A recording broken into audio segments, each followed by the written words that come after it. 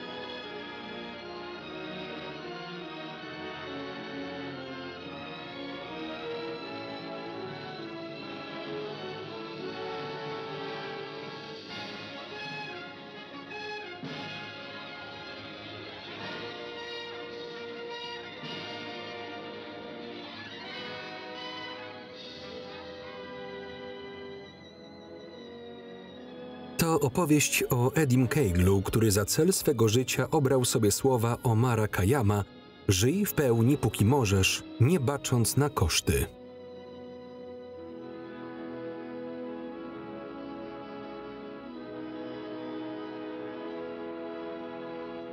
Więzienie stanowe. No, Eddie, dalej idziesz sam. Nie zaszczycisz mnie uśmiechem po tych 4 latach?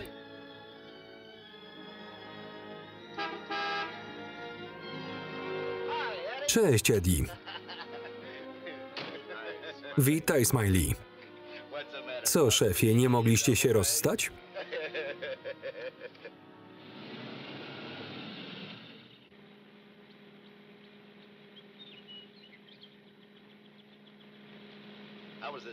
Jak było w pace? Ciężko? Nie.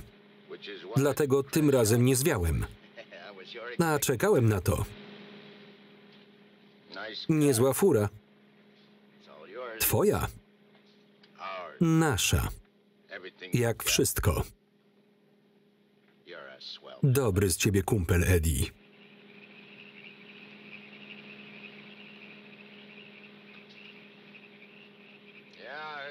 Dobrze się spisałeś, gdy mnie nie było.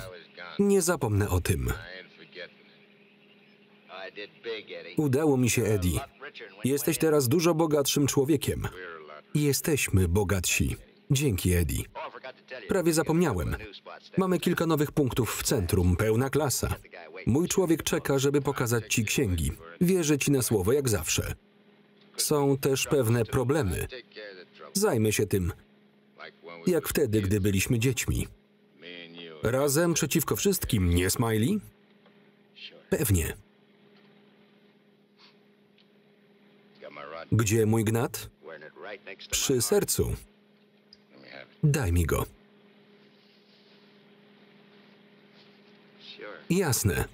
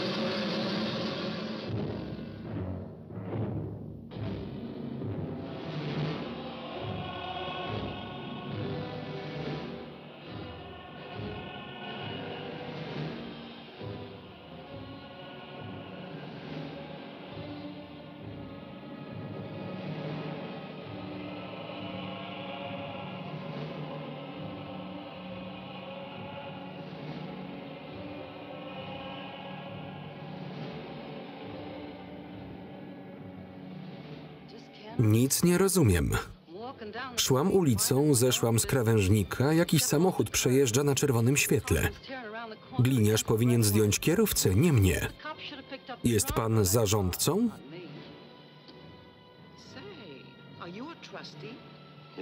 Tak. Jak długo pan tu jest? 300 dziwacznych lat. Ale tu gorąco. Zupełnie jak na Florydzie. Floryda? Nie. Tam tak nie cuchnęło. Jak zgniłe jaja. Zgadłeś. Ten odór wydzielany jest przez H2SO4, kwas siarkowy. Najczęstszy związek wodoru i siarki, prawda?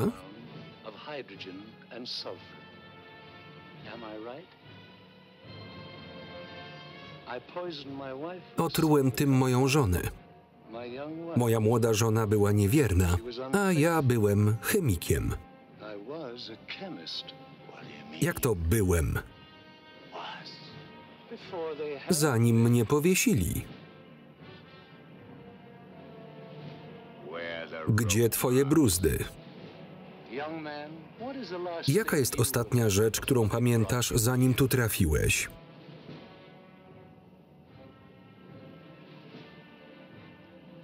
Smiley.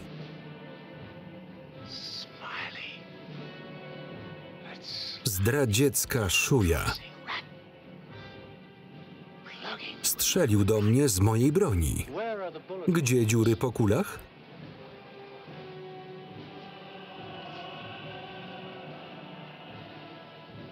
No proszę. Spudłował.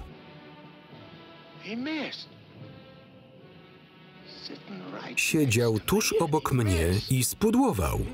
Przeciwnie. Ty nie żyjesz. Co? Jak my wszyscy. Słyszycie go?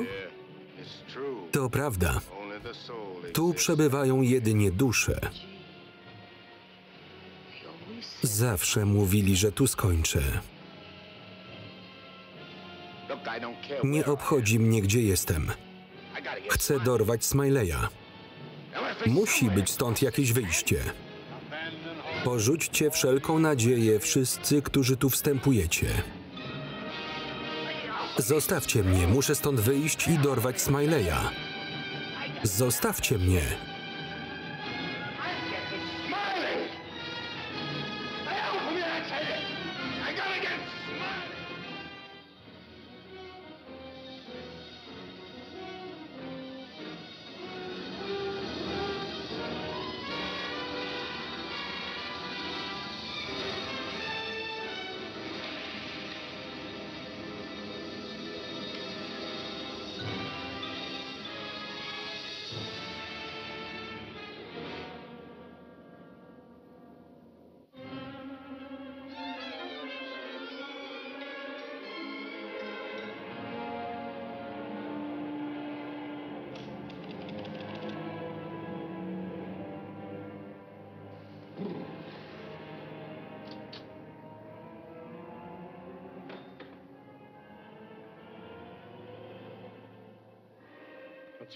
Skąd to zimno?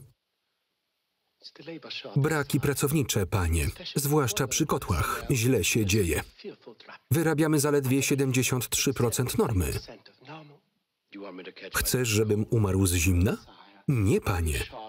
Brakuje nam potępionych dusz. Sugeruję jedynie... Nie chcę twoich idiotycznych sugestii, sam się tym zajmę. Mój przeciwnik ciągle wystawia moje zdolności na próbę. Tym razem chodzi o sędziego Fredericka Parkera z Nowego Świata. Zobaczymy, kto tym razem polegnie. Mój panie, twoja moc jest niezrównana. Niestety mój przeciwnik pracuje po godzinach i zawsze ma przewagę liczebną i powołał 1000 sędziów Parkerów, by mi przeszkodzić. Musi uznać, że wciąż jestem panem własnej krainy. Naturalnie, panie. Co tu się wyprawia? Nie macie prawa. Pomocy. Puszczajcie mnie, bandziory. Załatwię was. Cisza. Nie możecie mnie tu trzymać.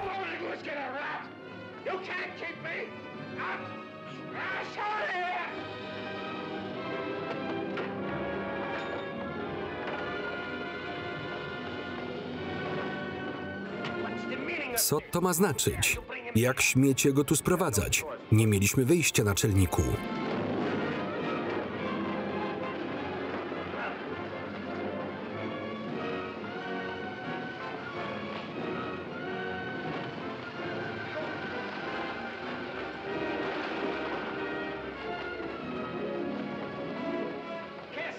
Wziąć go do kotła na 55. kręgu ciemności.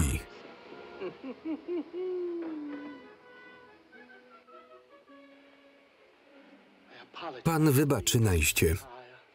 Nie ma sprawy, naczelniku. Polej mi. Nie jest pan zły?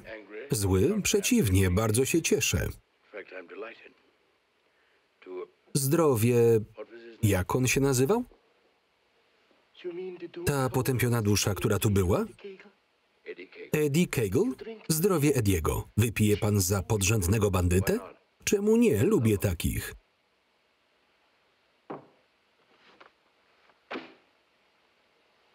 Wygląda znajomo? O tak, dopiero co tu był. Eddie Cagle. Błąd, naczelniku. To akurat sędzia Frederick Parker. Nie może być. Wyglądają dokładnie tak samo. A to podobieństwo pomoże mi pokonać pana Parkera. Zdrowie Eddiego Cagle'a.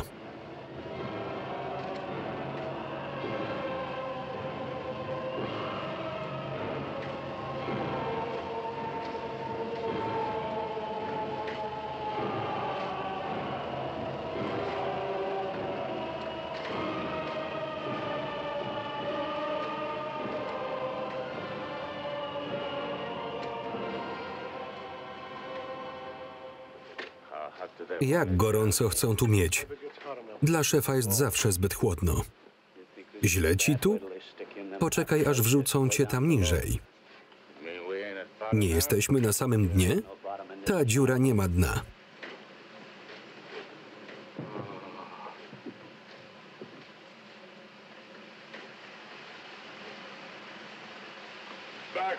Wracaj do pracy.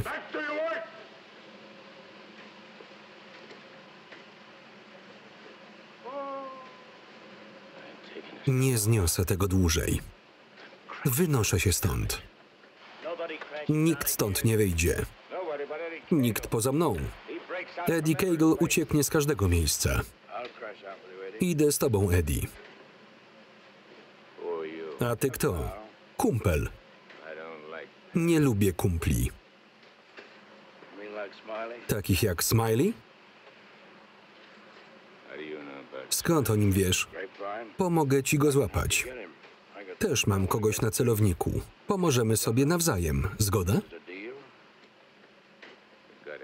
Najpierw trzeba stąd zwiać. Wiem jak. Chrzanić to miejsce.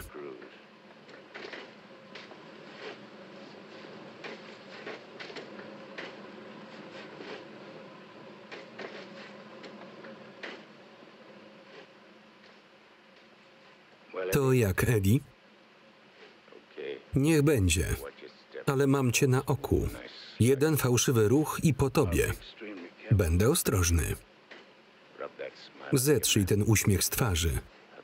Gość, który mnie kropnął, też się uśmiechał. Rozumiem. Chodź, teraz. Hej, co ty knujesz? Przecież tam są płomienie. To jedyne wyjście. Chodź.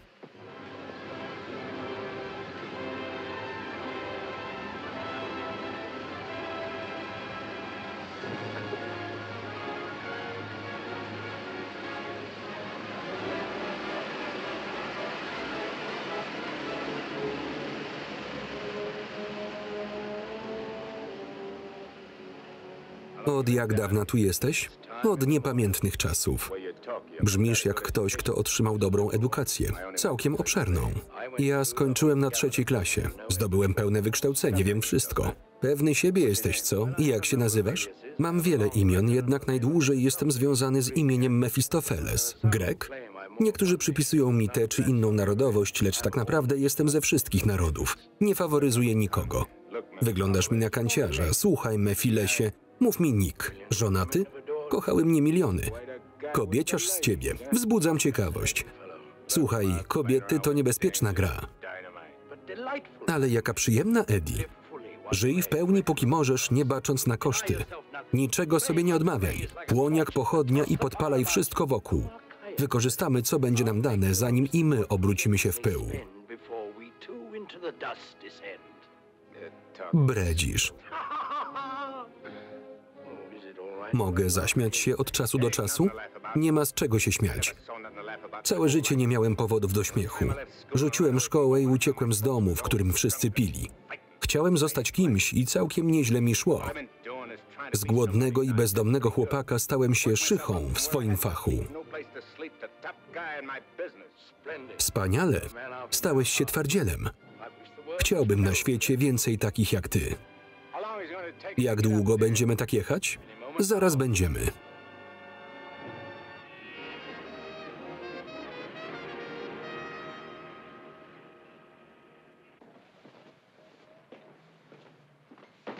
Dobra, tam na dole, dawać to tu. Fuj, staremu Schmalhausenowi chyba przywieźli zgniłe jajka.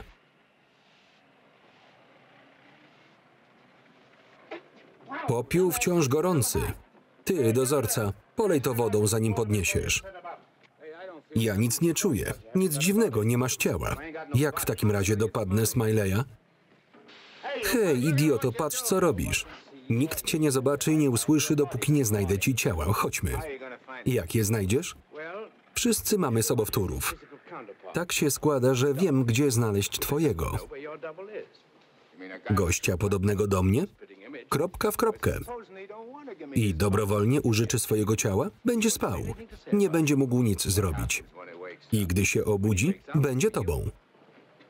A ja? Ty będziesz nim. Dla innych będziesz nim, dla siebie oczywiście sobą. Możesz powtórzyć? Nie martw się tym, Eddie, zostaw to mnie. Nie ma mowy, oszuście. Wybacz, Eddie, to przez to zimne powietrze mogę być irytujący. Nie lubię zimna. Ja nic nie czuję. Skoro ty też nie masz ciała, jak odczuwasz chłód? Tkwiłem na dole tak długo, że nawet moja dusza przywykła do gorąca. Skoro nie mam ciała, nie mam też palców, tak? Tak. Bez palców nie ma odcisków, prawda? Prawda. Mogę zabić i nikt się nie dowie. Niezupełnie. A jak pociągniesz za spust? No tak.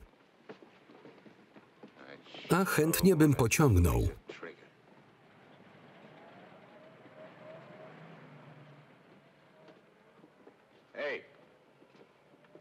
Coś kręcisz. To nie jest St. Louis. Smiley jest w St. Louis. Ciało, które chcemy, jest tutaj. Nie zapominaj, że zgodnie z umową musisz coś najpierw dla mnie zrobić. No dobrze. Nie wycofam się. Chodźmy. Sąd karny. Przewodniczący sędzia Frederick Parker.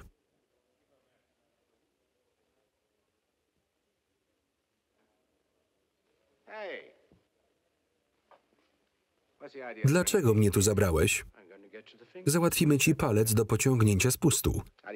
A jak niby chcesz dostać się na salę rozpraw? A jak wydostałem cię z tych przeklętych podziemi i jakoś to zrobiłem? Racja. Łatwo ci poszło. Tu będzie nawet łatwiej, zaufaj mi. No dobra. Chodźmy.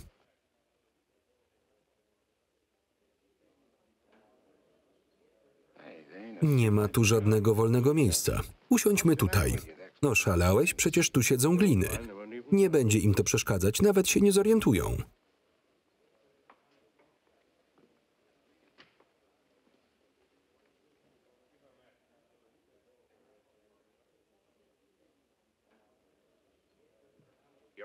Wysoki sądzie, obronie nie udało się wykazać alibi. Zeznania jednoznacznie dowodzą, że ten człowiek był na miejscu zbrodni w chwili jej popełnienia. Z całym szacunkiem wnoszę o... To kłamstwa. Nie będę dłużej tego słuchać.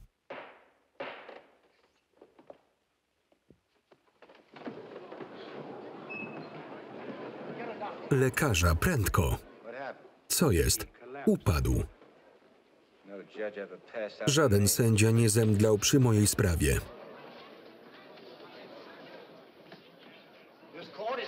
Rozprawa zawieszona.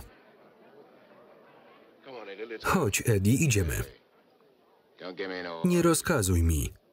Ja dowodzę, jasne? Tak, Eddie. Nie zapominaj o tym, ja tu rządzę. Dobrze, Eddie. Byłem nieuprzejmy. Dostał środek nasenny. Niech trochę odpocznie, potem zabierzcie go do domu. Będzie w porządku. Chodźmy, panowie.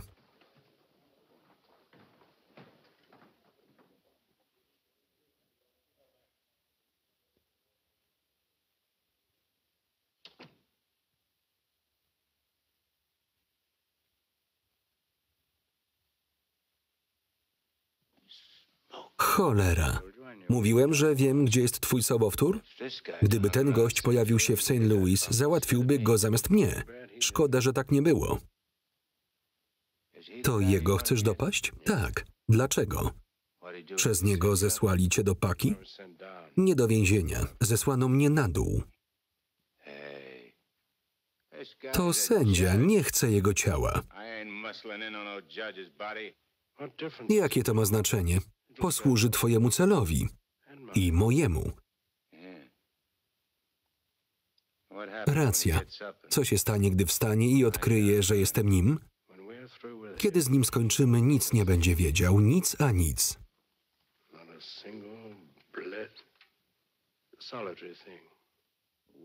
A co z tobą? Nie szukasz ciała dla siebie?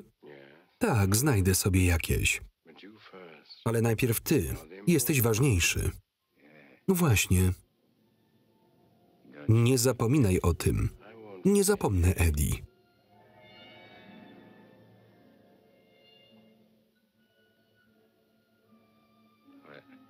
Co robisz? Fuzję, Eddie.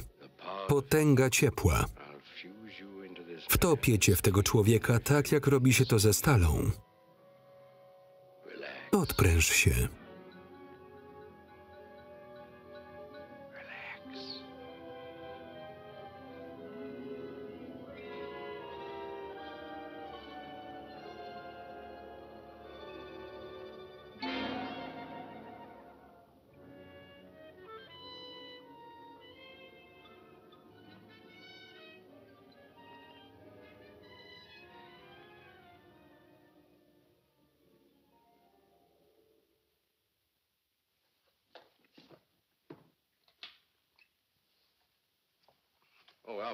Albert? Tak, doktorze? Czy pan Foster jeszcze tu jest? Tak, parzy kawę.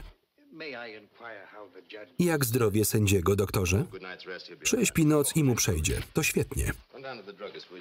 Idź proszę do apteki i kup środki uspokajające, jakby się wybudził. Wciąż śpi? Tak. Proszę. Dziękuję. Mam nadzieję, że to nic poważnego. Wyborna. Nie, nie sądzę. Choć przyznam, że spodziewałem się tego od dłuższego czasu. Dlaczego tak mówisz? Tylko tyle mogę, zwłaszcza jeżeli chodzi o temperament taki jak Freda. Kiedy obudzi się rano, proponuję wsadzić go do samochodu i zabrać gdzieś na kilka tygodni. Jestem jego sekretarką, nie żoną. Ten pierścionek sugeruje, że niedługo będziesz. Ale on nie może teraz wyjechać. Dlaczego? Za kilka dni są wybory. Jutro wygłasza przemowę w audytorium. Barbaro, ty masz swoje sposoby, wymyśl coś i tym razem. To nie fair, Matt. Nikt nie może go zatrzymywać ani ponaglać. Jestem ostatnią osobą, która chciałaby jego krzywdy. Wierzysz mi, prawda? Oczywiście. Zaraz z rana przywiozę go do twojego gabinetu. Nie, to byłoby nierozsądne. Dla wielu ludzi psychiatria to wciąż kontrowersyjny temat. Ludzie myślą, że tylko szaleniec potrzebuje psychiatry. Może to śmieszne, ale tak jest. Niektórzy nie będą skłonni zagłosować na wariata. Zauważyłam. Dobrze, że przyszedłem. Do widzenia, Barbaro. Do widzenia, Matt.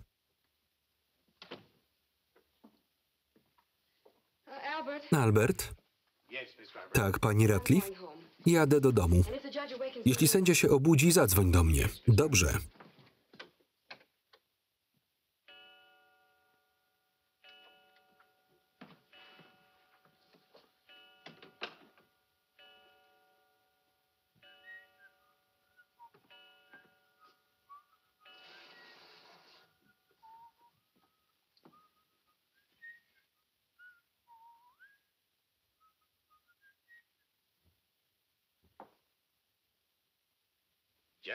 Sędzio?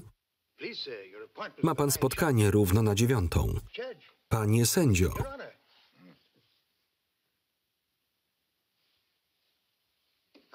Nie chciałem pana budzić, tak spokojnie pan spał.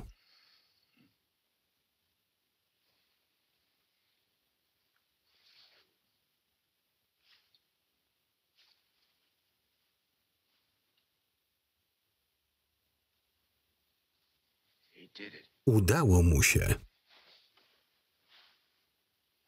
Mam je. Co takiego, sędzio?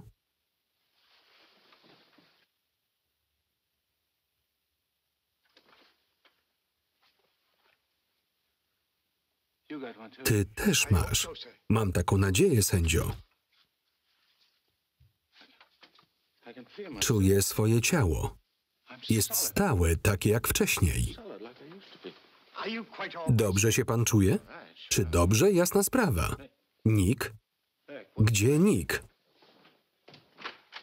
Nick, gdzie jesteś?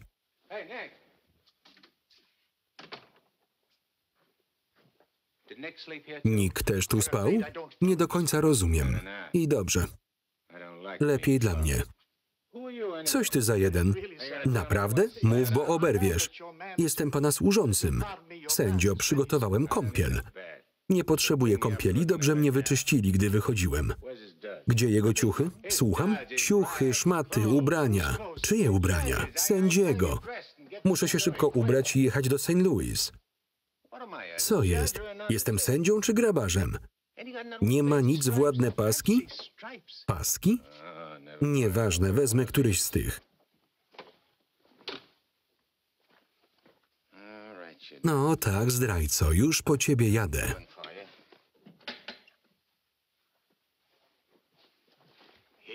Proszę, sędzio. A co ty chcesz zrobić? Pomóc panu się ubrać. Zjeżdżaj, ale zjeżdżaj.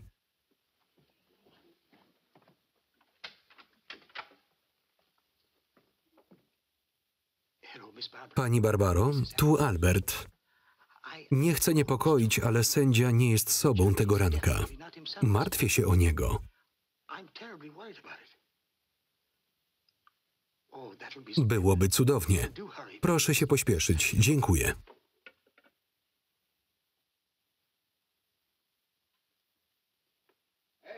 Ej, ty. Tak? Kup mi bilet na najbliższy lot do St. Louis. Ależ sędzio, pracujesz tu czy nie? Od lat, więc załatw to. Ale sędzio, pańskie spotkanie.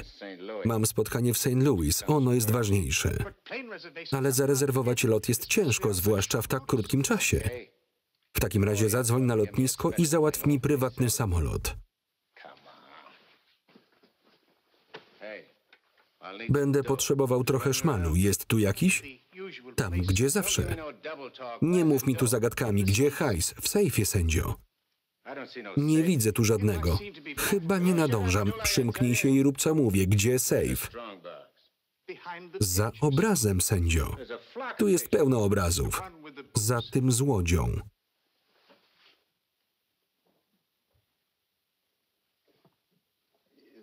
Przyciskiem, sędzio.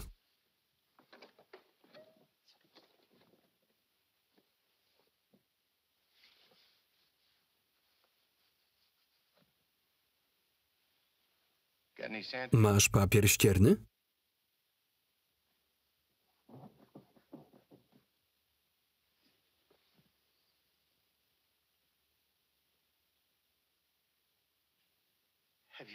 Zapomniał pan szyfru? Nie potrzebuję go, to łatwizna.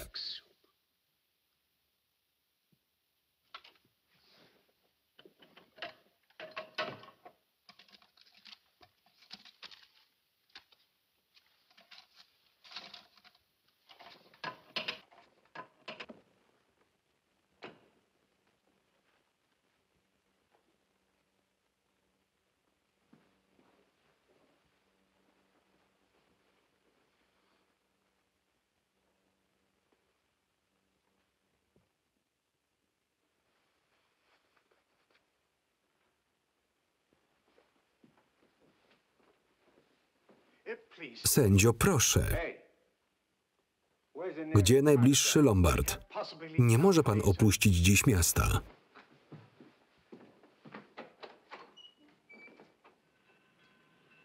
Lombard.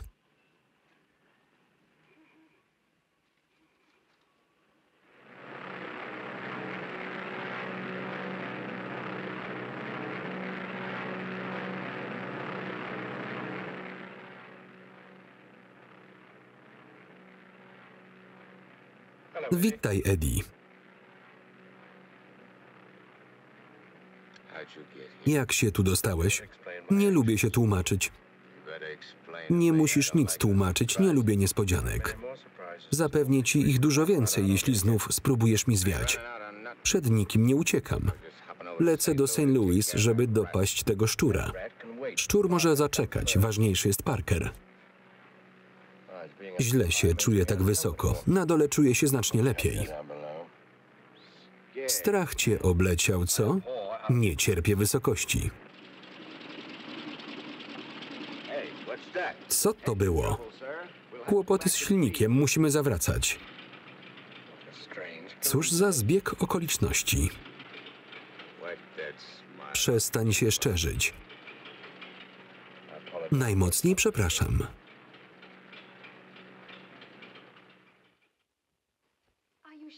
Jesteś pewien, że powiedział St. Louis? Tak, pani Barbaro. Co go tam ściągnęło? Teraz, kiedy jest tyle rzeczy do zrobienia. Mogłeś coś zrobić, Albercie. Zadzwonić do mnie albo zatrzymać go. Próbowałem, ale odepchnął mnie i wyszedł. To jakieś żarty. Sędzia to łagodny człowiek. Nigdy nikogo nie popchnął. Nigdy nie robił rzeczy, jakie robił dziś rano. Od samego rana zachowywał się dziwnie. Mów dalej. Kiedy chciałem pomóc mu się przebrać, powiedział mi: zjeżdżaj. Sędzia powiedział: zjeżdżaj? Użył dokładnie tego słowa, pani Barbaro. Czy aby to ci się czasem nie przywidziało, Albercie? Chciałbym, żeby tak było. Zadzwoniłbym do doktora Higginsa, ale nie było kiedy. Zadzwonię do niego teraz.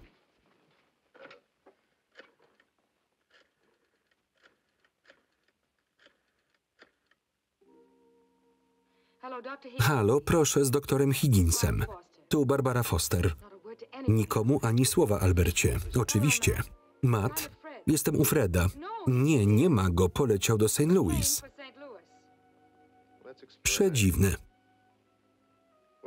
Nie ma się o co martwić, to minie. Zobaczymy, jak wróci. Daj mi znać, jak tylko przybędzie. I ostrzegam cię, Barbaro, nie sprzeciwiaj mu się, nieważne jak dziwnie by się zachowywał. Zabawiaj go. Mamy do czynienia z kimś chorym, być może bardzo chorym. Rozumiesz, Barbaro? Cierpliwość jest najważniejsza. Rozumiem. Do widzenia. Albercie, musimy mieć dużo cierpliwości. Dobrze, pani Barbaro.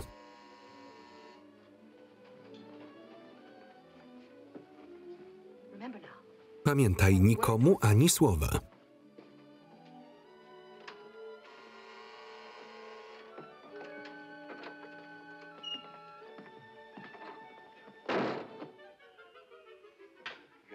Sędzio, spóźniłeś się na samolot? Tak. Albert, kto to? Sędzia wrócił. Mój kochany. Tak bardzo się martwiłam.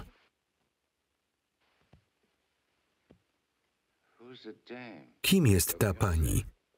Twoja narzeczona, czy też raczej sędziego? No dalej, Eddie, jest twoja. To świetnie. Chwycę nie tylko za broń. Kochanie, nigdy wcześniej tak nie mówiłeś. Dlaczego tak na mnie patrzysz? Tylko się przyglądam. Nieźle. Wszystkie wcięcia dokładnie tam, gdzie trzeba. Chodź tu, mała. Proszę, Fred, nie bój się mnie. Zabawimy się wieczorem? Minęło sporo czasu. Fred, proszę. Fred? To ty. A, to imię sędziego. Do kogo ty mówisz? Do Nika. Ach, do Nika.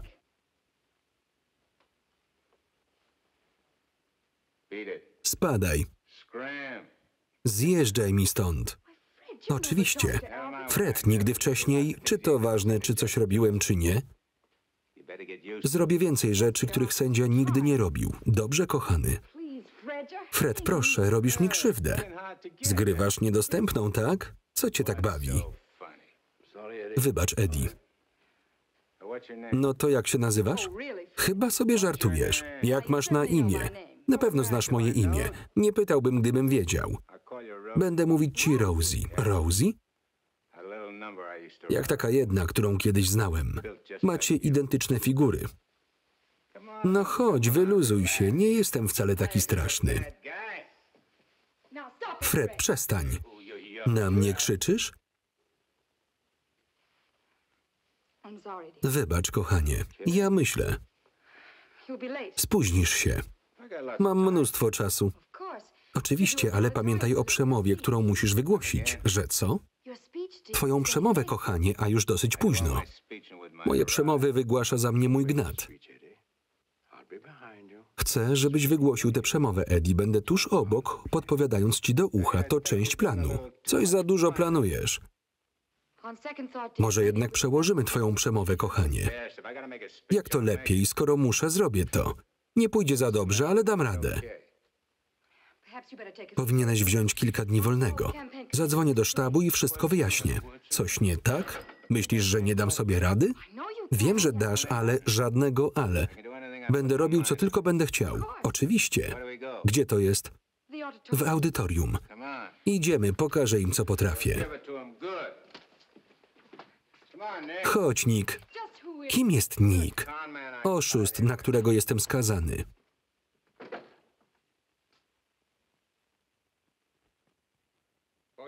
Chłopcy, szczęście nam dopisuje. Sędzia Parker zasłabł na rozprawie. Przykra sprawa, co nie? Słuchajcie tego.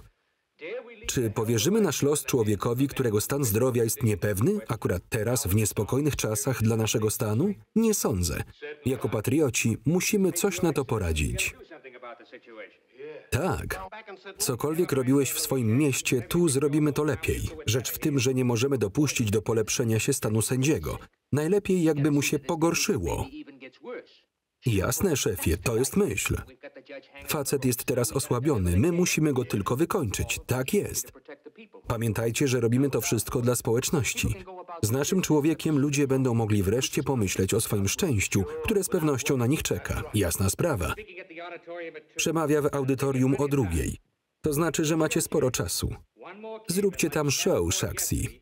Wystarczy jeszcze jeden wypadek sędziego i możemy szykować stołek dla naszego człowieka. Do dzieła. Halo? Cześć, kochanie. To moja żona. Idźcie. Gdy wrócicie, chcę usłyszeć, że sędzia ma się gorzej. Przyniesiemy ci jego zęby. Idziemy. Głosując na Parkera, głosujesz na siebie. Wyobraź sobie mnie jako gubernatora.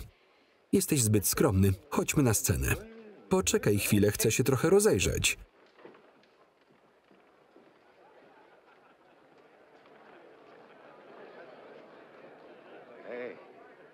Spójrzcie na te tłumy.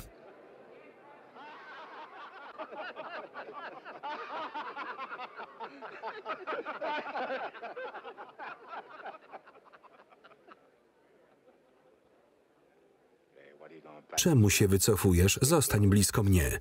Miałeś mi podpowiadać. Tam jest sędzia. Przepraszam. Gdzieś ty jest? Kochanie, proszę. Wysoki sądzie, możemy zaczynać. Gdzie Nick? Wszyscy czekają. Gdzie on polazł? Jest tu ktoś z sędzią? Na pewno znajdzie się jeszcze miejsce. Byłoby świetnie, kochanie, błagam, wszyscy czekają. Potrzebuję Nicka do pomocy. Zaraz wychodzisz, prędko.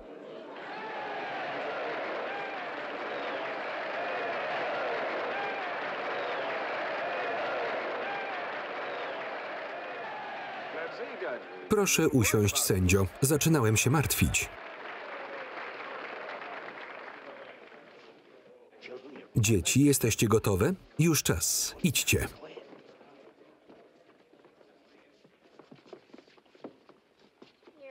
Wysoki sądzie? Wstań.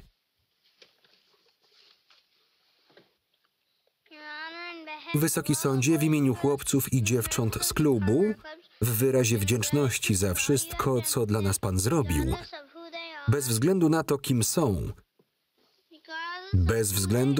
kim są, i skąd pochodzą, chcemy podarować Panu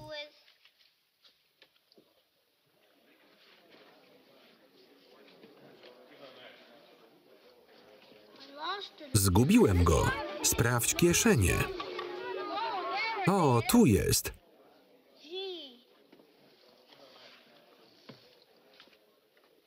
Ten zegarek.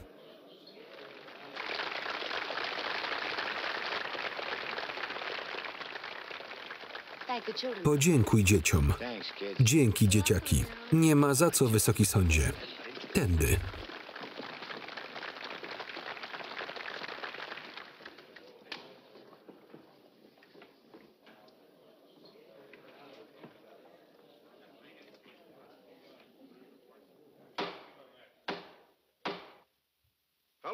Amerykanie. Kampania na gubernatora naszego stanu dobiega końca. Mam zaszczyt po raz kolejny przemawiać w imieniu kandydata Komitetu Lepszego Rządu, sędziego Fredericka Parkera.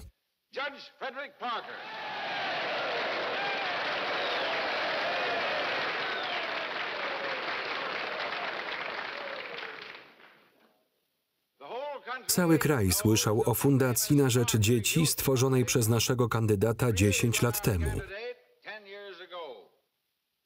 Ta organizacja zmniejszyła przestępczość wśród nieletnich o 97% od czasu jej założenia.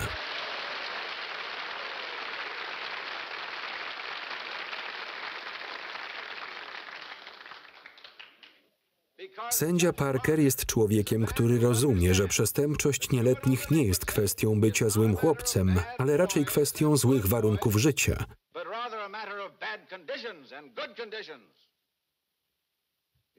Jest człowiekiem kochanym przez przyjaciół i szanowanym przez wrogów. Człowiek niezliczonych cnót.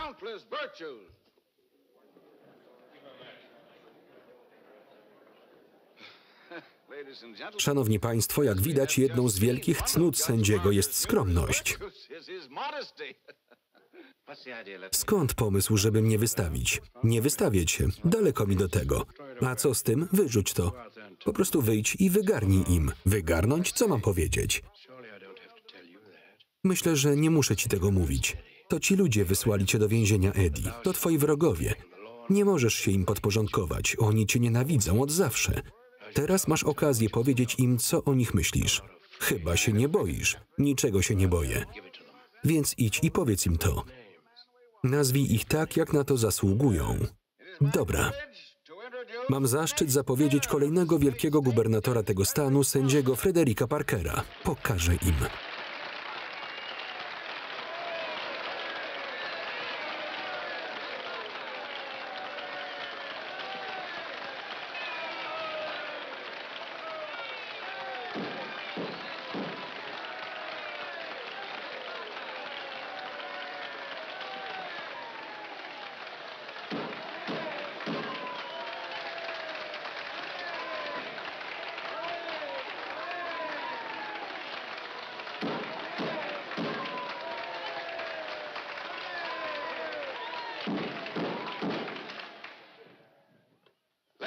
Słuchajcie mnie, wszyscy. Coś wam powiem. Jesteście...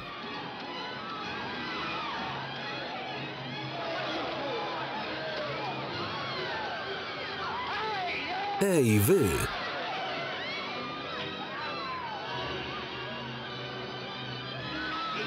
Zna jiu-jitsu.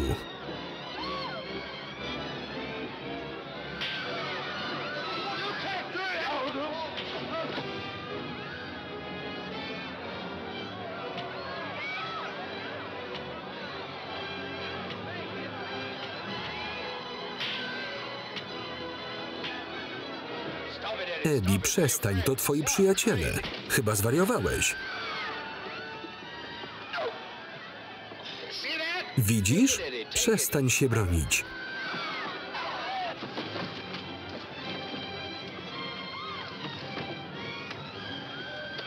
Nie o ciebie im chodzi, tylko o sędziego, ale to ja obrywam.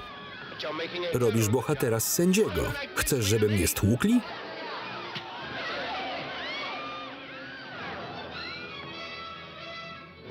Idiota.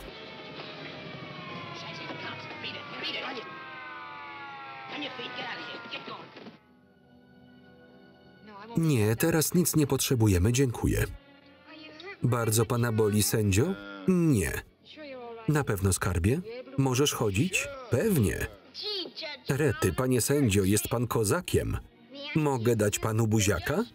Sędzia nie chce, żeby dziewczyny dawały mu buziaka. Możesz, jeśli chcesz, kochana.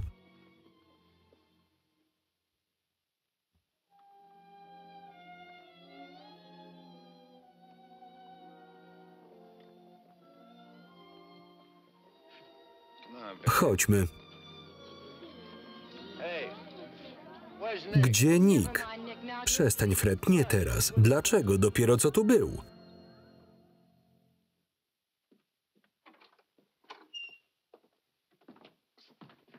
Albercie, przynieś środki odkażające i bandaż. Dobrze, pani Barbaro. Kochanie, byłeś wspaniały. Ale nie powinieneś tego robić, to nie dla ciebie. A znasz kogoś, kto spisałby się lepiej? Nie, najdroższy. Boję się tylko, że od tego ci się pogorszy. W życiu nie byłem chory. Fred, dopiero co byłeś? Dobrze, że nie ma tu Nicka. Co w ciebie wstąpiło? Co to jest? Zabierz to stąd i przynieś mi coś do picia. Wodę mineralną, sędzio? Coś do picia. Bourbon. Fred, ty nie pijesz. To patrz, daj też cygaro. Ale Fred, nie możesz pić ani palić, wiesz o tym. Żartujesz sobie? Co tak stoisz? Przynieś. Kochanie, proszę, tylko sobie zaszkodzisz. Przestań się martwić, Rosie. Co powiesz na trochę czułości? Skarbie, naprawdę się zmieniłeś.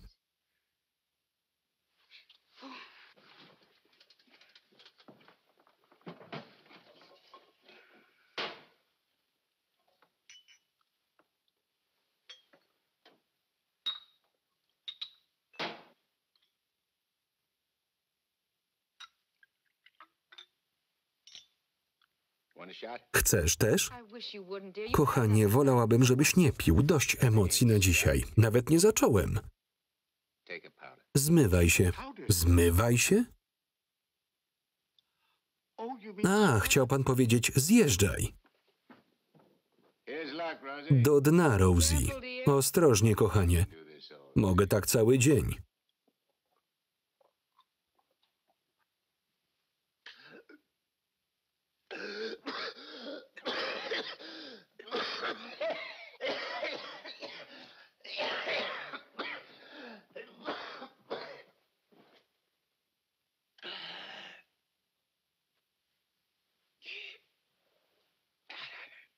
Zabawne. Nigdy wcześniej nie zadławiłem się trunkiem.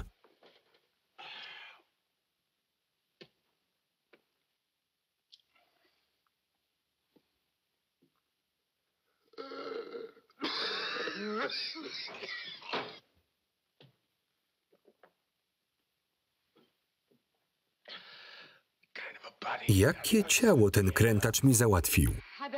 Poproszę Alberta, żeby położył cię do łóżka. Nie chce mi się spać. Lubię cię. Muszę wracać do domu, kochanie. Do domu? Nie mieszkasz tu? Doskonale wiesz, że nie. Ten sędzia to jakiś kretyn. Nie wracasz dziś do domu, Rosie. Wracam. Czym prędzej, tym lepiej. Poczekaj, hej! Fred, ostrzegałam cię. Wszystko w porządku, nie martw się o mnie, czuję się znakomicie. Naprawdę znakomicie.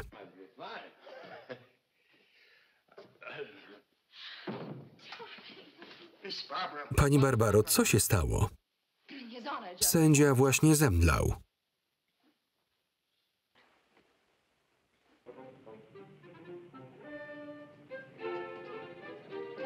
Taksi? Zapraszam.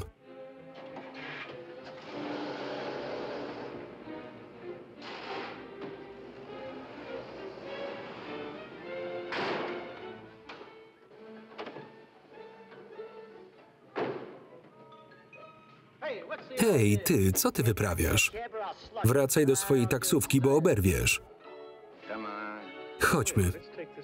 Nie, Eddie, weź tę.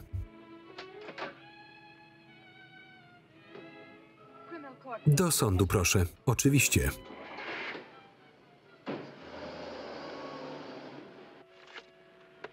Mam zeznania świadków z Chicago. Przyszły pocztą z samego rana. Jakich świadków? O co tu chodzi? Chicago powinieneś akurat dobrze znać. Twój kumpel otworzył tam kilka nocnych przybytków. Masz na myśli Smileya? Kim jest Smiley, kochanie? Nie widzę jego nazwiska w dokumentach. Gdy z nim skończę, jego nazwisko zobaczysz jedynie na jego nagrobku. Co on ma wspólnego ze sprawą Bentleya?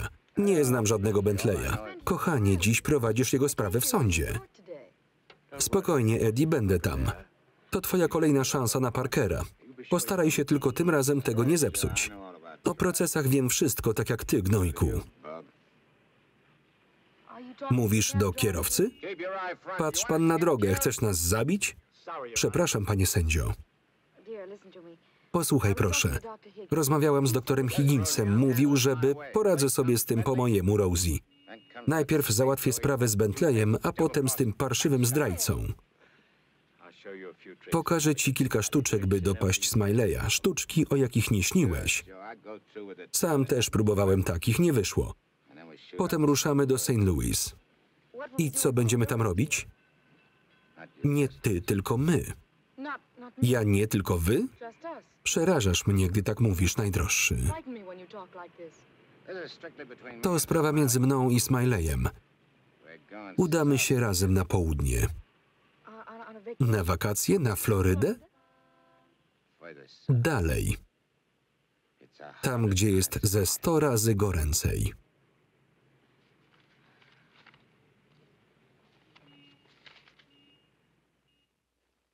Mówię ci, szefie, to jego słowa.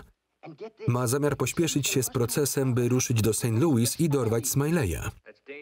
Dość ryzykowne wyznania, jak na kandydata na przyszłego gubernatora. Nie przesłyszałeś się? Nie, szefie. Nazwał go parszywym zdrajcą, który wyłudza hajs od sędziego. Dobra robota, Jim. Wchodzimy, chłopaki. Szanowny sędzia sam wykluczył się z gry. Miałeś nosa, Shaxi. Gość nie tylko wygląda jak Eddie, ale jest też największym kanciarzem, który kiedykolwiek ubiegał się o to stanowisko. Gorszy nawet od naszego człowieka. Dzwoni pan do sędziego? Dzwonię do Smileya. Ta szmata wygląda jak coś, co włożyliby na kogoś, kto ma tylko szyję. Gadaj, o co chodzi z tymi Bentleyami. Usiłowanie zabójstwa. Pani Bentley z mężem próbowali zabić jej ojca, by wyłudzić pieniądze z ubezpieczenia. Jedna z tych spraw, tak? Wepchnęli go pod metro. Ale schrzanili to idioci. Stary to przeżył i jest cały, ale głęboko dotknięty ich nikczemnością. Nie dostrzegają piękna tej sytuacji. Jakie mają szanse? Z sędzią Parkerem zerowe. Próbowali wydać całe pieniądze przed pojawieniem się na procesie. Próbowali przekupić Parkera? Nie, tego by nie zrobili. Wiedzą, że przekupienie go jest niemożliwe. Natomiast Eddie Cagle... Kto rozprowadza szmal? Niejaki wielki Harry. Ale jak się nazywa? Nie znajdę go przecież jako wielki Harry. Musimy go sprowadzić przed procesem. Nie, jest na to zbyt cwany. To co mam zrobić? Wykręć 74242. Będę podpowiadał. Taka mała telepatyczna pomoc. Lubisz te trudne słówka, co? Kiedyś sam musiałem przekupywać ludzi. Teraz jest moja szansa, by odzyskać trochę forsy. 25 000 to mało, by naprawić taki bałagan. To chaos? To chaos. Tak, to podburza cały kraj. Ależ wysoki sądzie.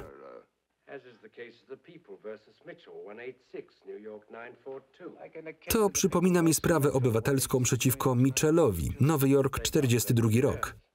Dostali 30 lat. Nie chcesz, żeby Bentleyowie gnili tyle lat za kratami, prawda? Nie, wysoki sądzie. Myślę, że lepiej będzie, jak ich przyprowadzę. Żebyś miał świadków przekupstwa? Nie, panie sędzio. Chcę, żeby pan wysłuchał, co mają do powiedzenia na swoją obronę. Czekaj. Rzuć najpierw kasę na biurko.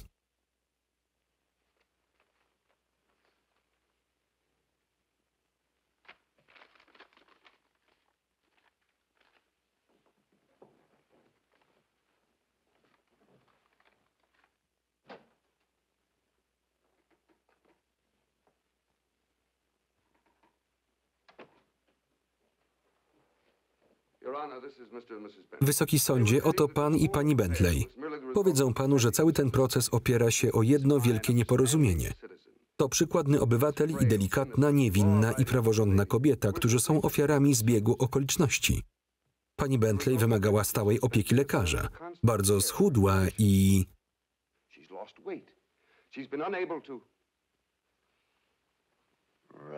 Rosie.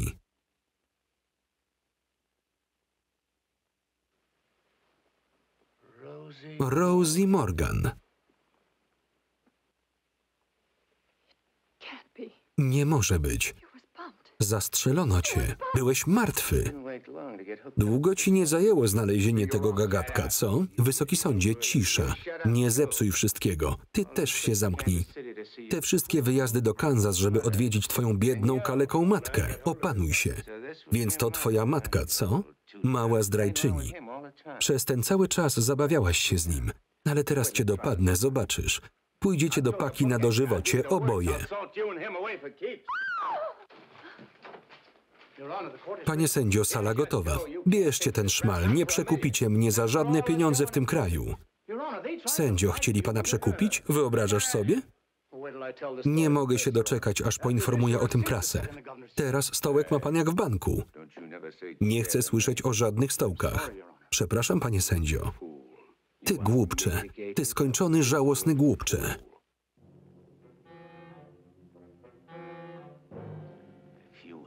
Gdybyś miał ciało, rozszarpałbym cię. Dobrze, że znasz tę sztuczkę. Musisz go zobaczyć. Pogorszyło mu się. Jest dla mnie kimś zupełnie obcym. Co to może być, Matt? Co dolega Fredowi? To nie jest takie proste jak diagnozowanie odry.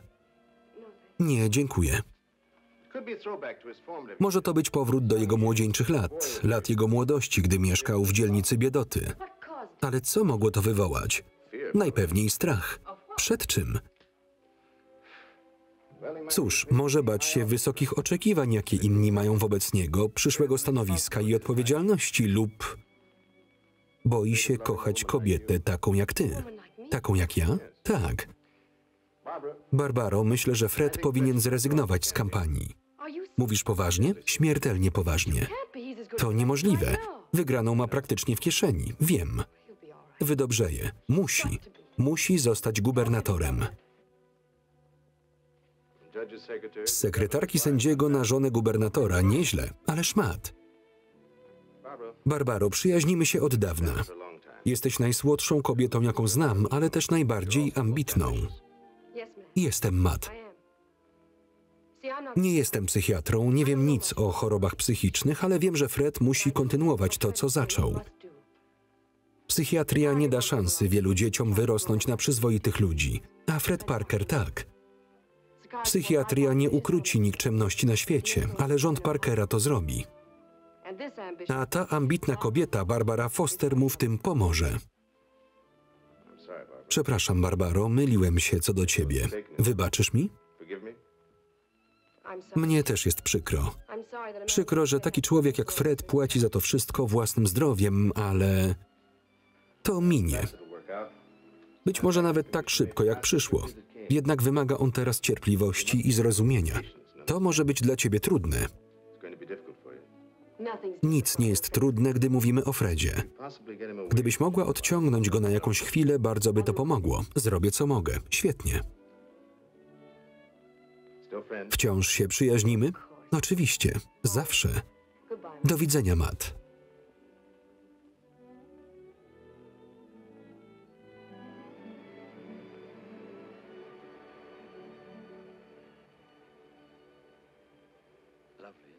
Urocza, prawda? Dawaj, Eddie. Jest cała twoja. Nie. Ona nie jest jak Rosie. Posłałem po ciebie tak nagle, Smiley, ponieważ negocjowałeś działania na wschodzie, tak samo jak w St. Louis. Nie mamy nic przeciwko, oczywiście pod pewnymi rozsądnymi warunkami. Ja też mam warunki. Dobrze, nie będziemy się tu spierać o szczegóły, mam tylko jedno pytanie. Mów. Eddie Cagle. Co z nim? Skoro teraz wyszedł i jest wolny... Nie słyszałeś? Eddiego już nie ma. Nie? Został sprzątnięty, jak tylko wyszedł z paki.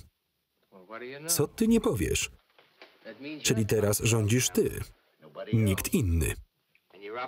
I działasz sam? Nie musisz nic konsultować z innymi? Szybko się uczysz. I nie ukrywałbyś przed nami żadnych ważnych informacji, co, Smiley? Na przykład? Na przykład ukrytych wspólników. Kogoś z wierchuszki, kto zgarnia część kasy. Mówię ci, że działam całkowicie sam. Słyszałem co innego. I to bezpośrednio. Bezpośrednio ode mnie. Z poważaniem, Smiley Williams. Dobra, Smiley, skoro tak mówisz... Pamiętaj jednak, że jeśli nie mówisz prawdy, mogą zajść komplikacje i komuś stanie się krzywda. To zawsze temu drugiemu dzieje się krzywda, nie mnie. Poślij go do sędziego, to załatwi ich obu. Wiesz co, Smiley? Zanim zaczniemy, jest jeden gość, z którym musisz się zobaczyć. Po jego akceptacji dobijemy targu. To wasz łącznik? Tak, napiszę ci nazwisko i adres. Najlepiej zadzwoń od razu. Jeśli nie ma go w domu, poczekaj.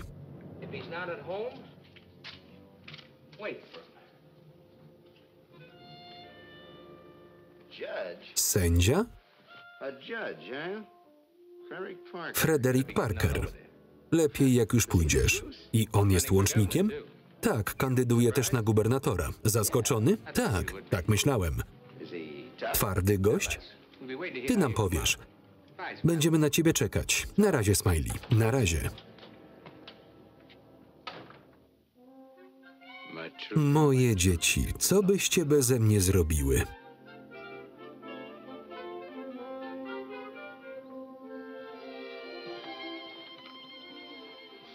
Rezydencja gubernatora jest piękna, ale to właśnie tu jest nasz dom. Wejdziemy? Wejdziemy gdzie? Do naszego domu. A tak, jasne. Widzisz to? Lśniący i piękny. Pamiętasz, ile było zabawy przy planowaniu? Dzielnica, pokoje, ogród.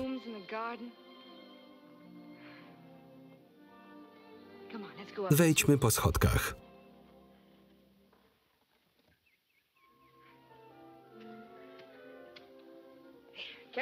Ostrożnie. I jesteśmy na werandzie. Och, najdroższy.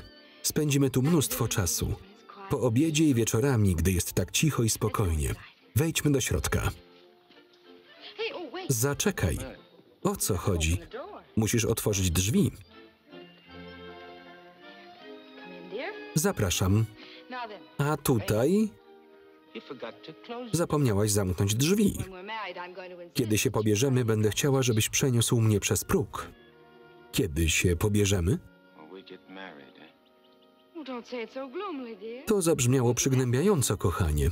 Nie będzie tak źle. A tutaj będzie twój gabinet, twoje królestwo. Będziesz miał tu zdjęcia wszystkich wielkich prawników, pisarzy i polityków. Tu przy oknie będzie twoja biblioteczka i wielki fotel, żebyś mógł sobie siedzieć i czytać. Po co miałbym czytać, skoro ty będziesz obok? Fred, to najmilsza rzecz, jaką mi kiedykolwiek powiedziałeś. Jest wiele miłych rzeczy, które chcę ci powiedzieć. Powiesz mi je tam. To najważniejszy pokój w domu. Jaki? Kuchnia? Nie. To pokój dziecięcy.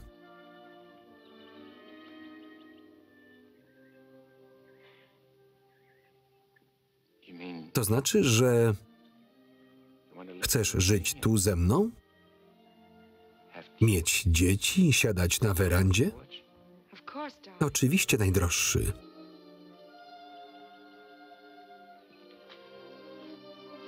Spójrz mi w oczy. Żyć ze mną? Takim, jakim jestem? Jak mówię? Kocham cię. Nie widzisz różnicy? Żadnej, która miałaby znaczenie. Pomyśleć tylko, że mógłbym to wszystko mieć. Być taki. Ludzie mówiliby do mnie wysoki sądzie i uśmiechaliby się. Dzieci biegałyby wokół, a ja nie musiałbym się wciąż ukrywać. No i ty. Mógłbym mieć ciebie. Ale przecież masz to wszystko, masz mnie. Nieprawda. Nie mam nic. Nawet siebie. Nie mów tak, nie tutaj. Ten dzień miał być tylko dla nas. Miałeś zapomnieć o sądzie i wyborach. Kochanie, proszę. Po prostu cieszmy się tym.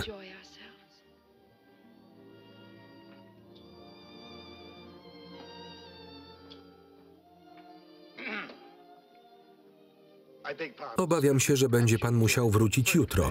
Zdaje się, że sędzia i jego narzeczona są zajęci. Zaczekam. Dobrze.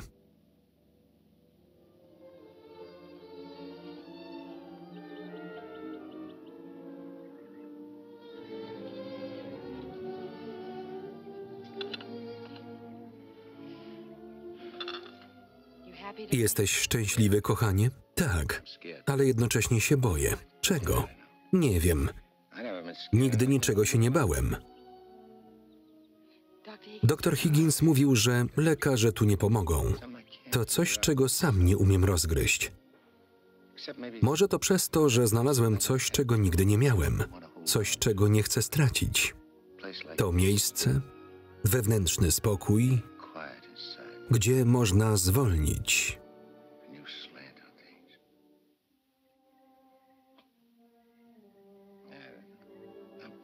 Gadam od rzeczy. Wcale nie. Cieszę się, gdy tak mówisz. Cieszysz się? Fred, myślę, że poznaję cię na nowo.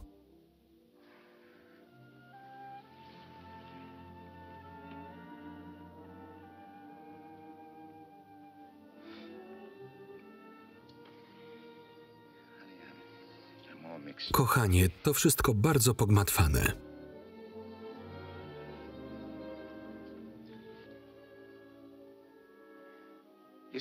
Zawarłem pewien układ. Jak mogłem przypuszczać, że spotkam taką dziewczynę jak ty? Prędzej odetnę sobie rękę, niż cię skrzywdzę.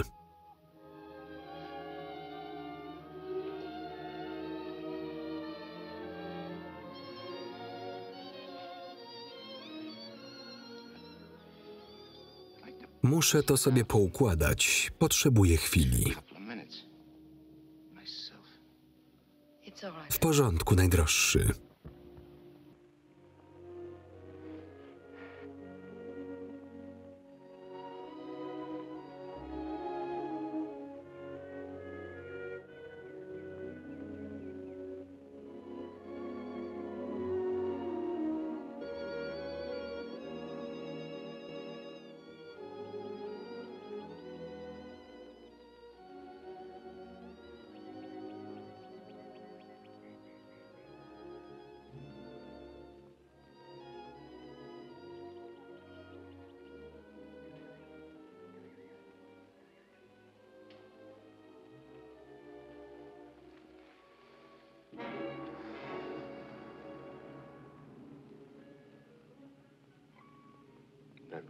Poruszająca scenka.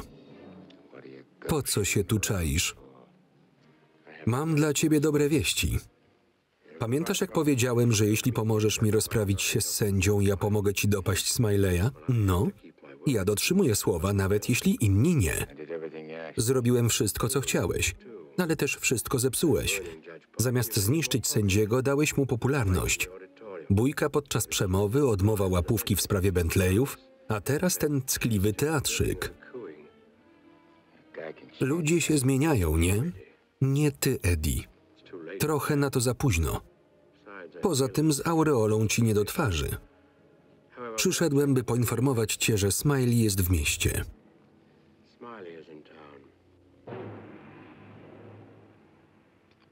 Co on tu robi? Ma plany poszerzyć swój kawiarniany biznes. Otwiera tu lokal. Za twoje pieniądze, Eddie. Te same, za które siedziałeś i za które cię załatwił.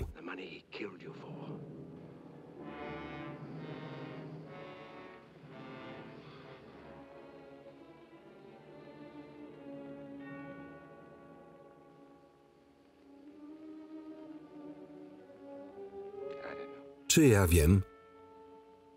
Zemsta nie jest już tak ważna dla mnie. No nie, Eddie, zaczynasz mięknąć. Chyba nie stchórzysz. Nigdy więcej tak do mnie nie mów. Więc udowodnij, że się mylę i wywiąż się z umowy. Nie, nie mogę zostawić Rosie. To znaczy Barbary.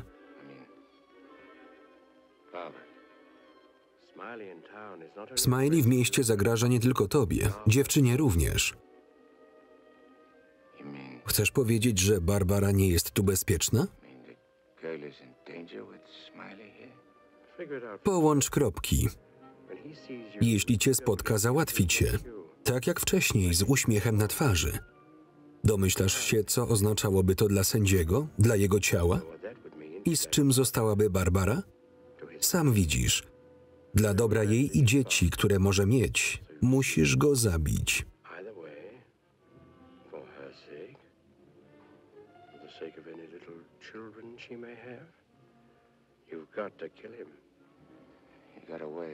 Potrafisz przedstawić sprawę tak, by miała sens.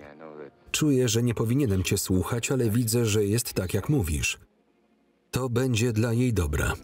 Dla dobra jej dzieci. Być może naszych dzieci.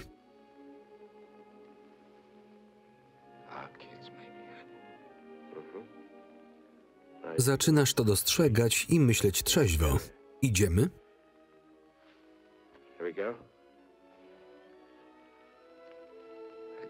Najpierw muszę powiedzieć Barbarze.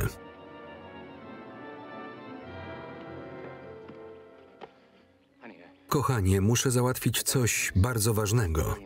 Potrzebuję twój samochód. Mój samochód?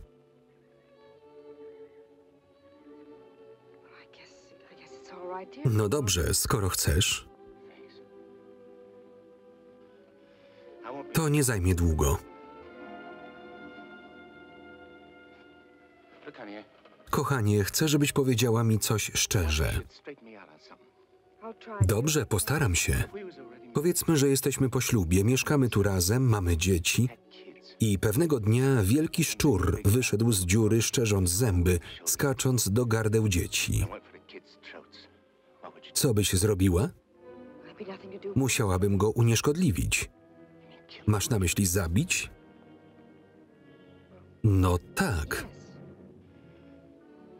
Dziękuję. Rozwiałaś moje wątpliwości.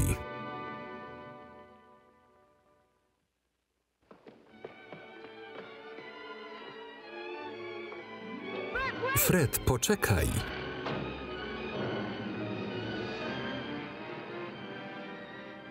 Zabić?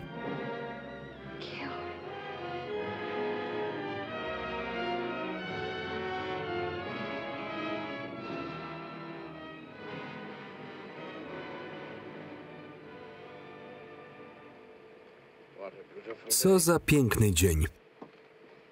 Nie mógłbym wymarzyć sobie lepszego. Przestań się szczerzyć. Proszę o pozwolenie na wyrażanie mojego zadowolenia kilkoma zmarszczeniami twarzy. To zmniejsza napięcie.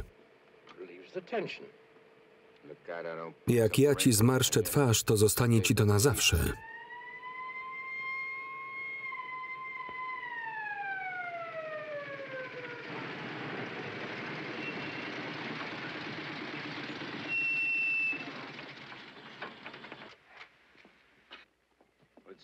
O co chodzi? Nie jechałem za szybko. Nie powiedziałem tego. Prawo jazdy, proszę.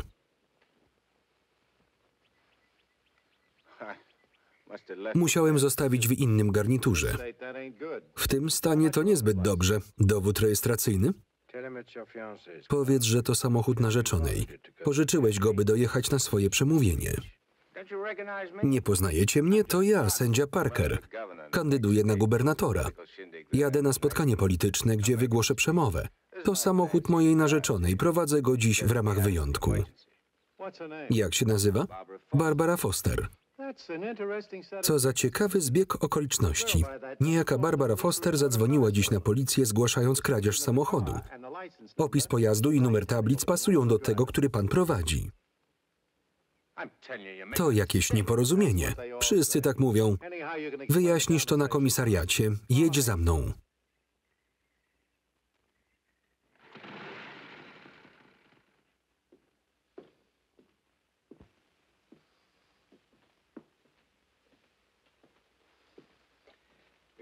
To powinno przekonać cię, że tylko ja jestem po twojej stronie. Najpierw zdradził cię twój kumpel Smiley, teraz ta panna. To bzdury. Ona nie ma z tym nic wspólnego. Łudzisz się, Eddie. Domyśliła się, że chcesz zabić i dlatego zadzwoniła, bo wtedy nie zostałaby żoną gubernatora. Kłamiesz. Mężczyźni od początku byli oszukiwani przez kobiety. Barbara nie różni się niczym od swojej prababki Ewy. Gadasz głupoty. Kiedy w końcu zrozumiesz, że tylko mi możesz zaufać? Przez ciebie mam tylko kłopoty. Przestań do mnie gadać. Aż czuję płomienie szalejące w mojej głowie. Posłuchaj mnie, przestań. Co z tobą? Do kogo mówisz? Do nikogo. Ćwiczyłem przemowę. Przejdź do pokoju obok. Przyjechała właścicielka samochodu. Barbara? Barbaro, powiedz temu glinie, kim jestem. Słucham? Co jest? Zna pani tego człowieka? Nigdy go nie widziałam.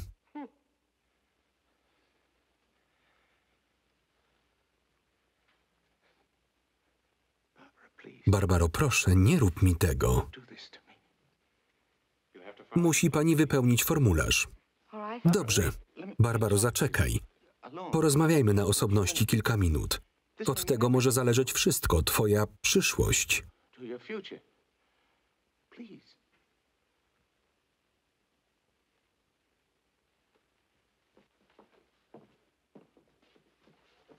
Są pewne rzeczy, o których nie mogę ci powiedzieć, bo wiem, że mi nie uwierzysz. Ale uwierz proszę w to. Po raz pierwszy w życiu chcę zrobić coś dla kogoś, nie patrząc na własne dobro.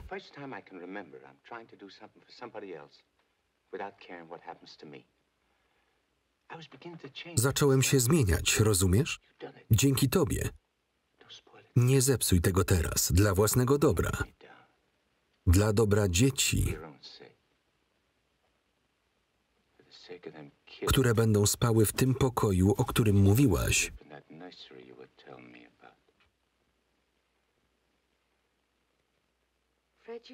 Fred, wspomniałeś coś o zawieraniu umowy. Dobrze. Zawrzyjmy umowę.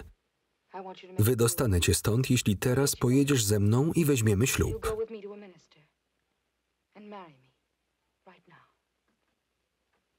Ale ja nie mogę. Zgódź się, Eddie. Dzięki temu skończysz to, co zacząłeś. Dobrze? Poślubię cię.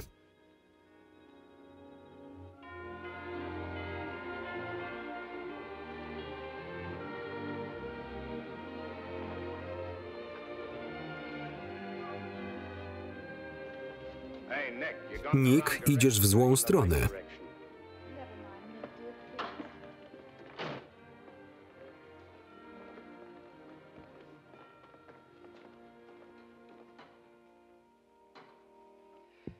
I rzekł Pan, jeśli ktoś krzywdzi jednego z maluczkich, którzy wierzą we mnie, lepiej dla niego.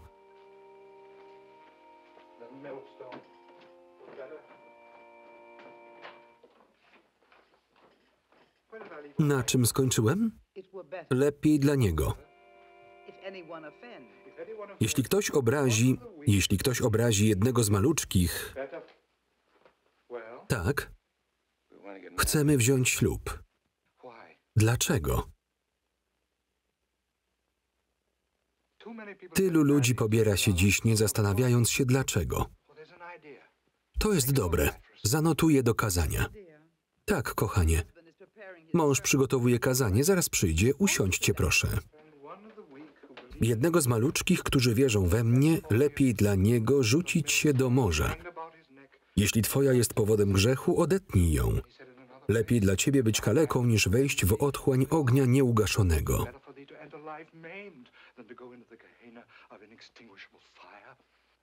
Święta prawda. Wystarczyło powiedzieć amen. Bo napisano, każdy będzie płonął w ogniu, a każda rana solą zatarta. A diabeł, moje dzieci, jedynie chce zwabić was na dół.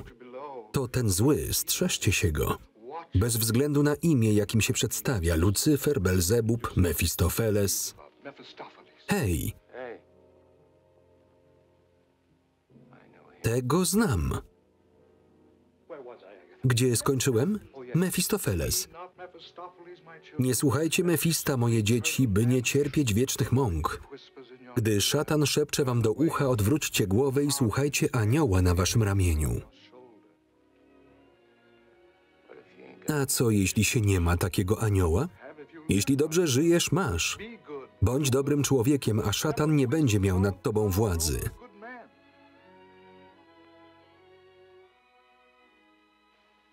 Poczekaj, tu zaraz wracam. Dokąd idziesz? Idę nagadać diabłu. Dobra twoja, synu. Ołtarz jest po lewej od wejścia do świątyni. Eddie? Chcę ci coś powiedzieć. Jest tam taki mądry gość, co zna wszystkie odpowiedzi. Co ty nie powiesz? Wie nawet, kim ty jesteś. A ty wiesz? Tak, Nick. Wiem. Niestety muszę zabrać cię z powrotem na dół, za dużo wiesz. A słyszałem, że nie masz władzy nad dobrym człowiekiem. Ciebie to nie dotyczy. Moje sumienie jest nieskalane. Nie zrobiłem nic złego, odkąd mnie tu sprowadziłeś. Eddie, przecież wiesz, że żywię do ciebie jedynie sympatię. Chcę więc, żebyś tam wrócił i poślubił Barbarę. Macie moje błogosławieństwo. Nie chcemy żadnego błogosławieństwa od ciebie.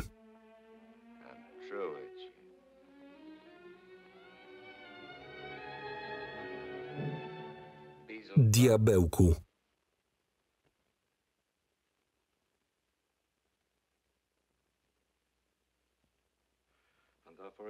Co Bóg złączył, człowiek niech nie rozdziela. Świadomie, przytomnie i w bojaźni Bożej. Ogłaszam tych dwoje mężem i żoną.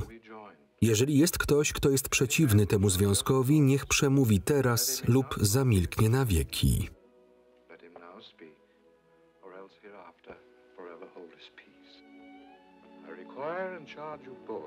Chwileczkę. Kochanie, proszę. Przypomniał mi o czymś. Muszę coś powiedzieć. Nie mogę cię poślubić. Robiłem złe rzeczy. A na to szatan tylko czeka. Boże. Fred, nawet nie wiesz, jak usilnie starałam ci się pomóc. No ale dalej nie dam już rady. Nie niszczysz tylko siebie, mnie również. Nie zniosę tego dłużej. Proszę, dokończmy ceremonię. Nie mogę tego zrobić. Widzę to teraz. Nasz ślub byłby najgorszym posunięciem. Nie chodzi mi o to, że straciłaś Freda. Odnajdziesz go ponownie. Będziesz z niego dumna jak wcześniej.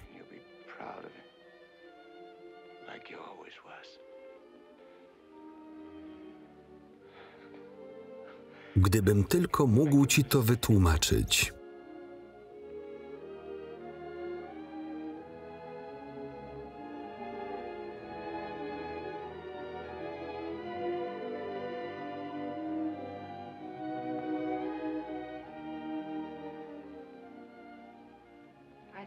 Chyba rozumiem, najdroższy. Chodź, odwiozę cię do domu.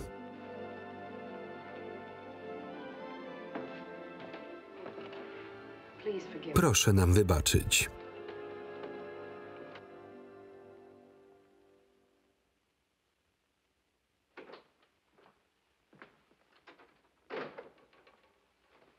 Eddie, masz gościa.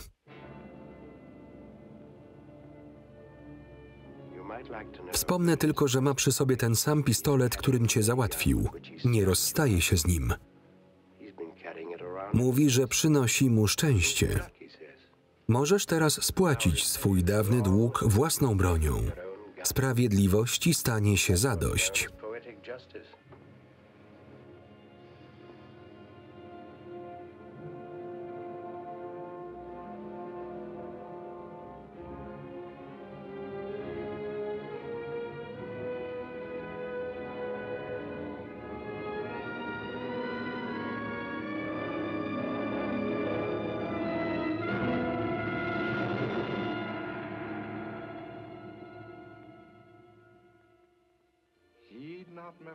Nie słuchajcie Mefista, moje dzieci, by nie cierpieć wiecznych mąk.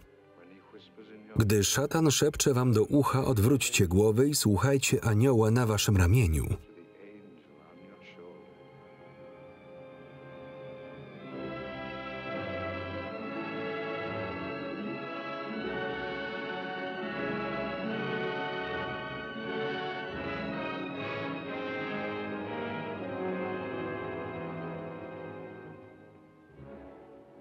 Masz rację, Mefistolusie, czytam Nick.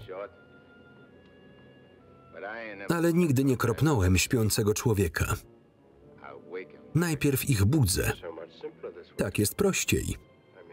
Trochę go uśpiłem, by ułatwić sprawę. Wszystko ułatwiasz, co? Dobra. Zrób to po swojemu. Obudź go, będzie zabawniej. Idę zrobić mu drinka, jak za starych dobrych czasów.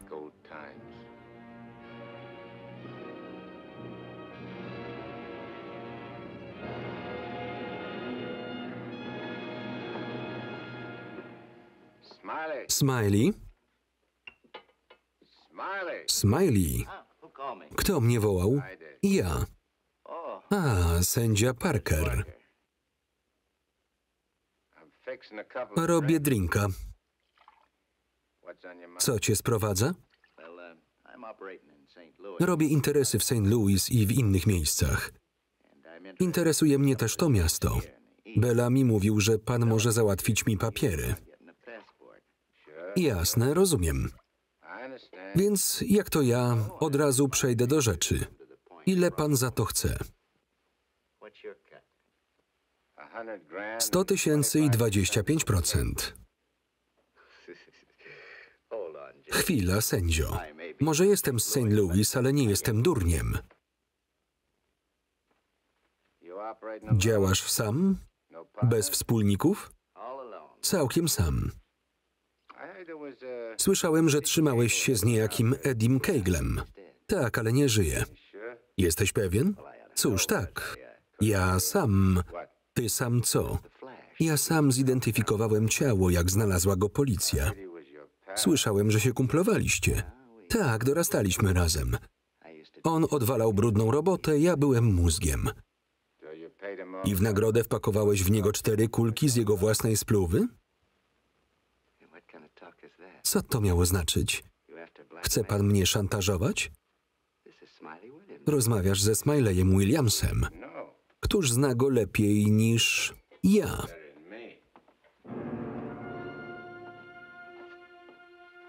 To ty. Coś taki nerwowy. Wyglądasz, jakbyś zobaczył ducha. Skończ to, Eddie. Cicho, Mefistofenie. Jestem Smiley Williams. Miło mi. Mnie zwą sędzia Parker. Ale może nie jestem sędzią Parkerem. Może jestem kimś innym. Kimś, kogo znałeś. Nie. Nie możesz być nim. Nim? O kim myślisz? Eddie. Eddie Cagle. Nie możesz być nim, to jakiś obłęd. Może to i obłęd, sam pomyśl. Skoro nie jestem sędzią, muszę być kimś innym. Może ja to Eddie Cagle, ten, którego załatwiłeś jego własnym gnatem. Będziesz o tym myślał w każdej ciemnej alejce, z każdym dźwiękiem i przejeżdżającym samochodem. Ukryty w swojej kryjówce będziesz tracić rozum, zastanawiając się, czy Eddie Cagle żyje, czy jest martwy. Gdy już będziesz bliski szaleństwa, odstrzelisz sobie łeb.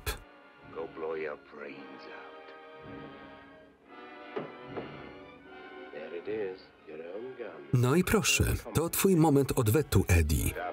Przestań szeptać mi do ucha, diable. Pozwól mi odejść, sędzio, zrobię, co zechcesz.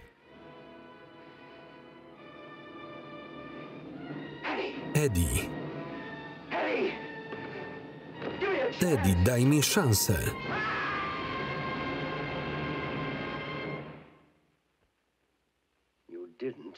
Nie zastrzeliłeś go. Mieliśmy umowę.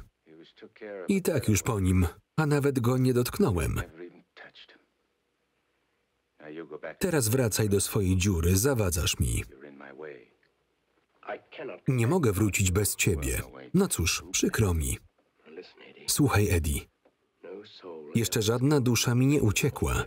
Gdy tak się stanie, zdegradują mnie, a zło doprowadzi tu do katastrofy. Zabawne, wygląda na to, że utknąłeś tu na dobre. Proszę, Eddie, miej serce. Skonsultuj to z szefem. Od teraz rozkazy przyjmuję wyłącznie od niego.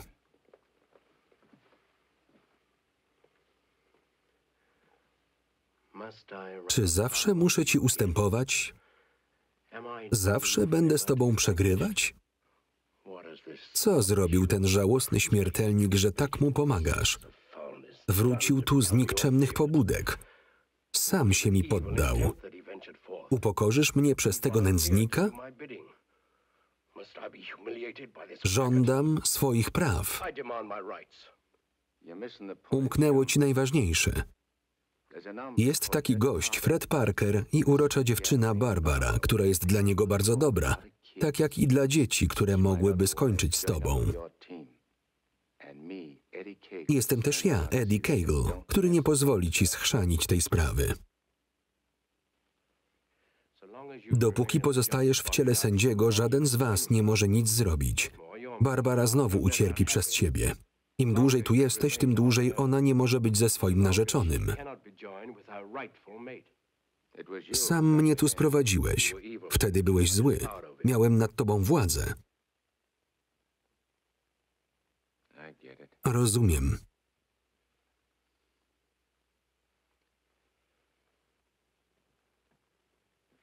Jeśli nie dam ci się wyrzucić z ciała sędziego, oni nie będą mogli być razem.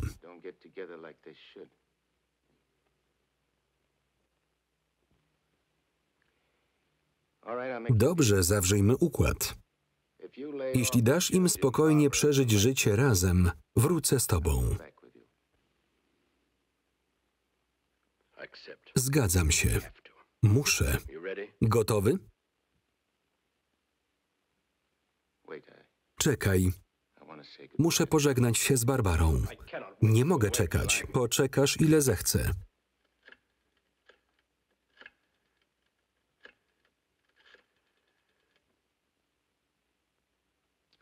Halo? Muszę się z tobą natychmiast zobaczyć. Wsiadaj w samochód i przyjeżdżaj. Tak. Dziękuję, skarbie.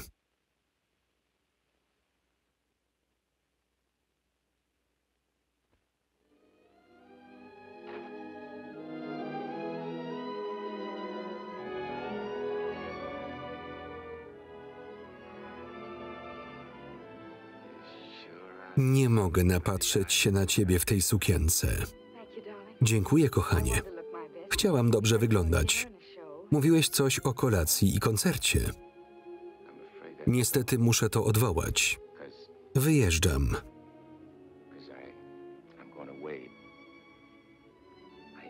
I nigdy nie wrócę. Najdroższy, co to znaczy? Dlaczego miałbyś wyjeżdżać? Nie mogę ci powiedzieć, nie zrozumiałabyś. Wiem tylko, że chcę iść z tobą gdziekolwiek pójdziesz. Tam, gdzie idę, to nie miejsce dla ciebie. Kochanie, nie. Eddie? Wszystko załatwiłem, kochanie. Nie będziesz miała problemów. Gdy odejdę, sędzia wszystko naprawi i pobierzecie się. Wprowadzicie się do tego uroczego domku. Będziecie mieć dzieci.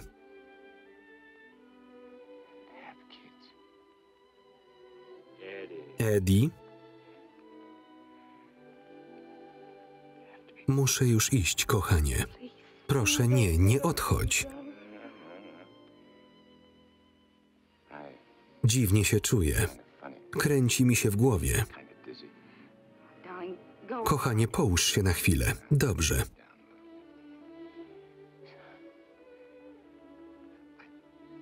Chcę ci tylko powiedzieć, Eddie.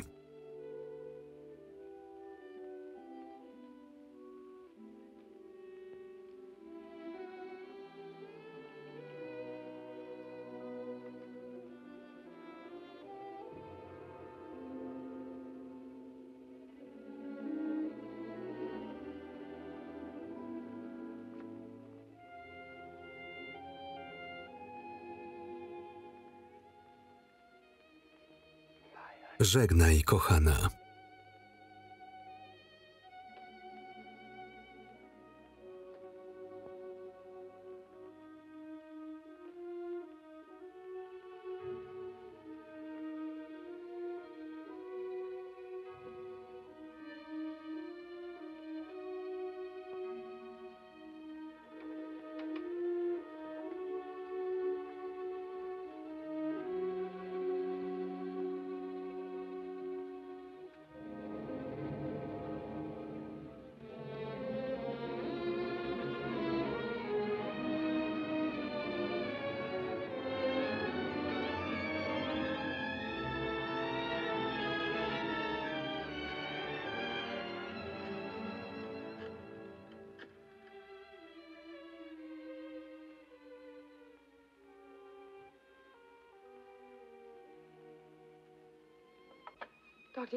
Z doktorem Higginsem, proszę. Wie pani, gdzie jest? Proszę się z nim skontaktować i powiedzieć, żeby natychmiast przyjechał do sędziego Parkera. To pilne. Dziękuję.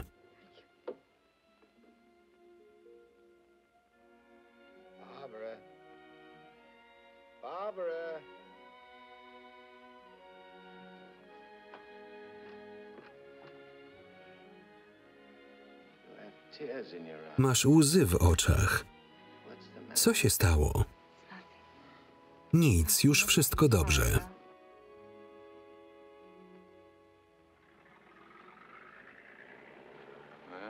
I jak? To na razie.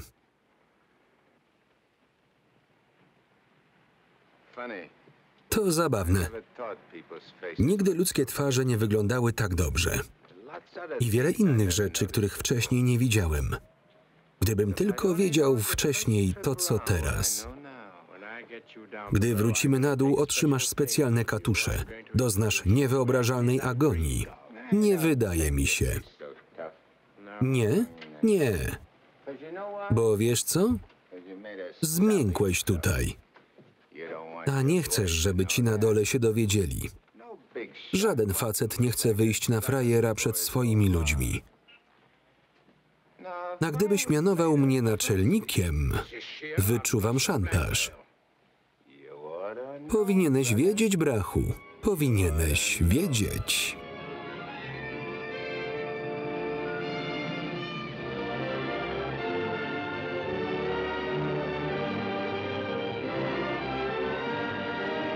Tekst polski Aleksandra Urbańczyk. Czytał Maciej Więckowski.